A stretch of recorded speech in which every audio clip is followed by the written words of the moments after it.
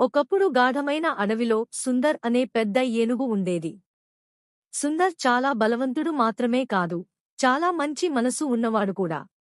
అడవిలో ఉన్న చిన్న జంతువులన్నీ అతన్ని చాలా ప్రేమించేవి. అదే అడవిలో చిట్టి అనే చిన్న చిలుక ఉండేది.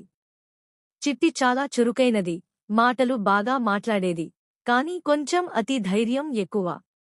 ఒకరోజు అడవిలో పెద్ద సమస్య వచ్చింది. ఎండలు ఎక్కువయ్యాయి. నది ఎండిపోయింది. జంతువులందరికీ నీరు దొరకడం కష్టమైంది. అన్ని జంతువులు కలిసి సుందర్ దగ్గరకు వచ్చాయి. సుందర్ అన్నయ్యా, ఇప్పుడు మనం ఏమి చేయాలి అని అడిగాయి. సుందర్ ఆలోచించాడు. భయపడకండి.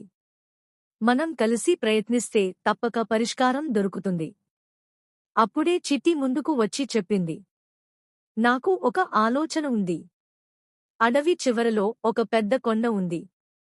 దాని వెనుక నీటి వాగు ఉండొచ్చు. నేను పైనుంచి చూసి వస్తాను. అన్ని జంతువులు ఆశ్చర్యపోయాయి. చిన్న చిలుక అంత పెద్ద పని చేస్తుందా? చిట్టి ఎగిరింది. చాలా దూరం వెళ్లి చూసింది.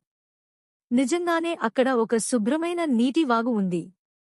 చిట్టి వెంటనే వచ్చి సుందర్కు చెప్పింది. సుందర్ ఆనందంతో, చిట్టి, నువ్వు చాలా మంచి పని చేశావు. సుందర్ తన బలంతో అడవిలో దారిని సులభం చేశాడు. చిన్న జంతువులు అందరూ కలిసి ఆ వాగు దగ్గరకు వెళ్లాయి. అందరికీ నీరు దొరికింది. అడవి మళ్లీ సంతోషంగా మారింది. అప్పటినుంచి అడవిలో ఒక మాట ప్రచారం అయ్యింది.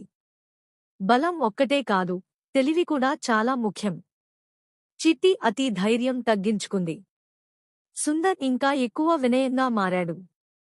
అడవిలో అందరూ కలిసి సంతోషంగా జీవించారు. ఈ కథ ద్వారా తెలుసుకున్న నీతి ఏమిటంటే, పెద్దవాళ్ల బలం, చిన్నవాళ్ల తెలివి గొప్ప విజయం.